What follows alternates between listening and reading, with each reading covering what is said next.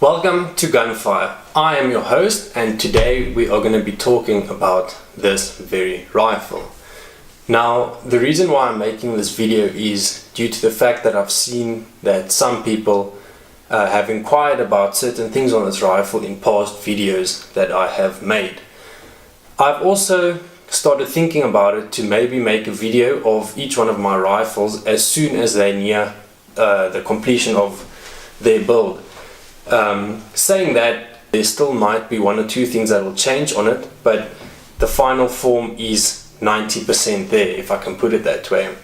So I think we're going to start in the front of the rifle, and then we will move our way towards the back, and then I will tell you the make, the model, and things that I maybe like or dislike about this setup. Now, just to start off, because we are working with a firearm, we need to ensure that the firearm is safe, and please note that there is no loaded ammunition near this rifle. Before we start, I'm just gonna put this rifle back together so we've got a nice picture in front of us. So I'm gonna start with the silencer. Some people call it a suppressor, but in South Africa we typically call it a silencer. Now, this is a SUSTAC. That's the brand name, and the model is a BW3040, and this is the long version for a 223. Now, the nice thing about this silencer is the fact that it has stainless steel internals. I had to think for a bit there. The housing on the outside is aluminium, but the barrel nut and the internals are stainless, which makes this silencer really quite heavy according to some people, but that isn't really something that bothers me, seeing that this rifle is not a carry rifle. Most of the time I shoot this rifle lying down or off of a supportive surface. This silencer is really quiet. I must say I really enjoy the silencer. It is a reflex type silencer, and one thing that I can note is that people often think that I'm shooting with a 22 LR or some sort of a rimfire that has got a silencer because it is that soft, and this isn't shooting subsonic loads or anything.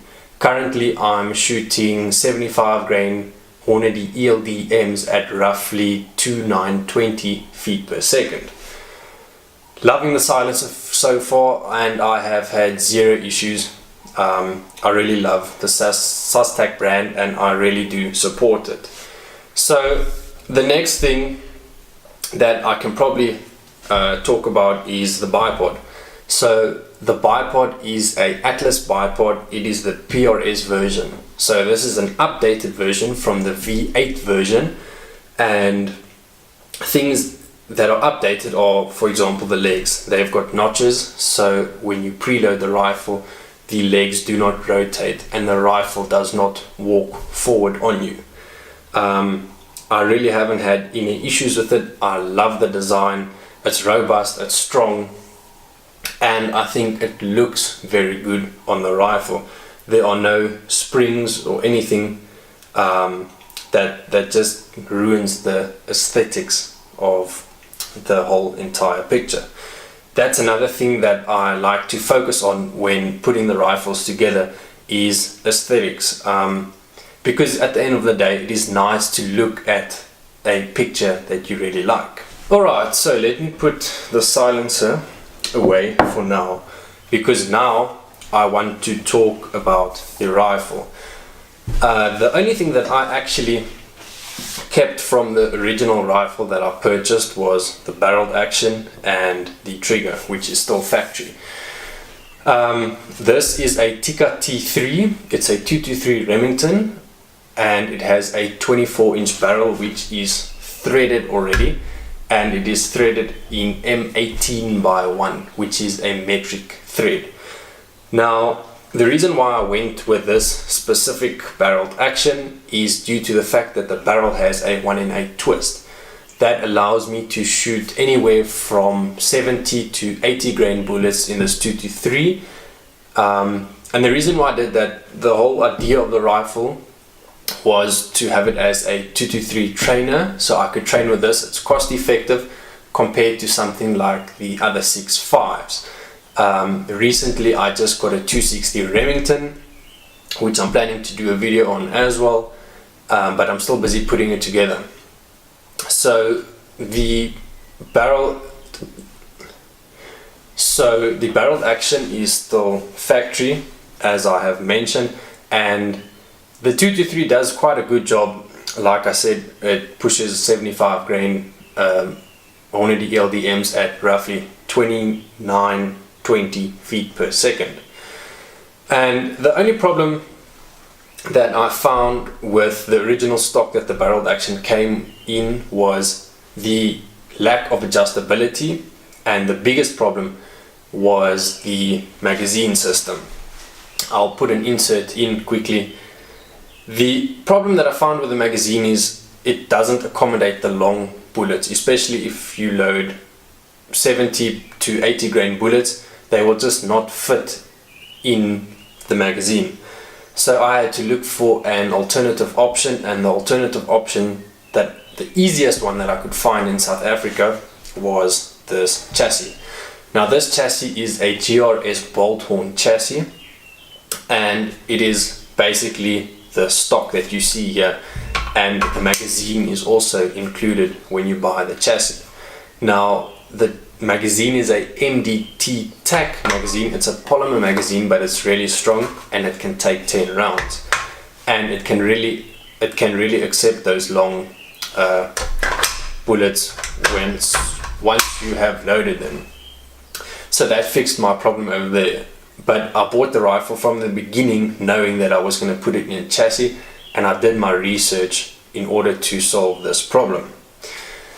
Okay, so moving on, we have the Delta Striker HD. It's a 4.5 to 30 by 56. This is a first focal plane scope, and it is a mil based scope. I'm not going to say too much about it now because the scope is brand new. I used to have a Night Force on it, but I'm going to be doing a comparison video between this and the Night Force very soon. The scope is mounted in tier 1, or in a set of tier 1 unimount rings. Unimount meaning one or mono. So it's a solid unit that you can take off and transfer between other rifles, and then all that's left is to re-zero it when you've moved it. You can even take it off and put it back on, and the thought is that you will still have your zero after you have done that, if you have not touched the elevation and windage knobs. The tier 1 unimount is connected to a tier 1 Picatinny rail. I forgot to mention that the tier 1 unimount has got 20 MOA cant built into it, and the tier 1 Picatinny rail also has 20 MOA built into it. So I've got in total 40 MOA cant in my scope base. Now ballistically it doesn't make sense for a 223 because on a 0 MOA mount I can already go out far enough where the ballistics become inferior for the 223.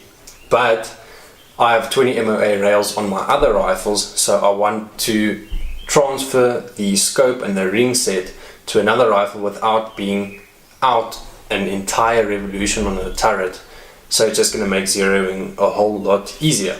Last but not least, on the back we have a Atlas AccuShot monopod.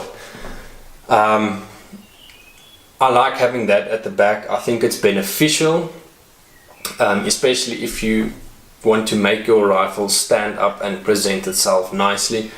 Not only that, it is functional. If you don't really have good support, you can use that, or you can even fold it up like that and you can use it as a bag rider, which I find works very nicely. I really do not have any complaints regarding the Atlas products, and I can recommend them to anyone. I said I was going to speak about advantages, or things that I like and things that I don't like about the rifle, and there are literally only two things that I want to speak about. The first being the fact that I cannot single feed this rifle. the interaction between the chassis and the barrel action does not allow it. If I put a cartridge into the slot over here and I try to close the bolt, it literally just sticks into the face of the backside of the chamber.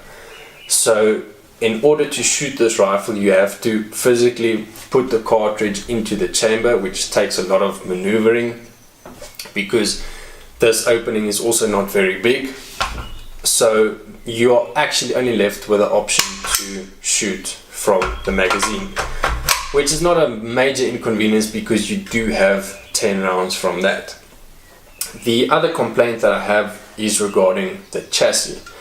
Now, if you draw a straight line through the bore and continue taking it out to the back, you will notice that that axis intersects the buttstock at the back. GRS have done this for a reason, and that is to make the recoil management much better. It is to make so that the recoil of the rifle is much more linear and in a straight line towards the contact point on your shoulder. But the problem that I find with that is if you have to clean this rifle's barrel, which you typically do from the rear, the cleaning rod is obstructed by your cheek rest and this back section of the buttstock. So when you actually have to clean the barrel, I find that I have to slightly bend the cleaning rod once I've taken the cheek piece off to clean the barrel without either damaging the cleaning rod or scraping it against the top of the action. Okay, so that is basically it. I've gone through everything. I've told you what I don't really like about this rifle. What I like about the rifle is that it's very comfortable to shoot, and I think it's very flexible in terms of the setup. You can change a lot of things on it. It's very ergonomic, it's highly adjustable. You can adjust the height of your recoil pad and everything like that, and it's a good little training rifle that's very accurate out to distance, and it has put shame to some 308s, but I won't really mention that. Anyways guys, I hope you enjoyed the video. Stay tuned, hit the subscribe button, and then I will see you next time.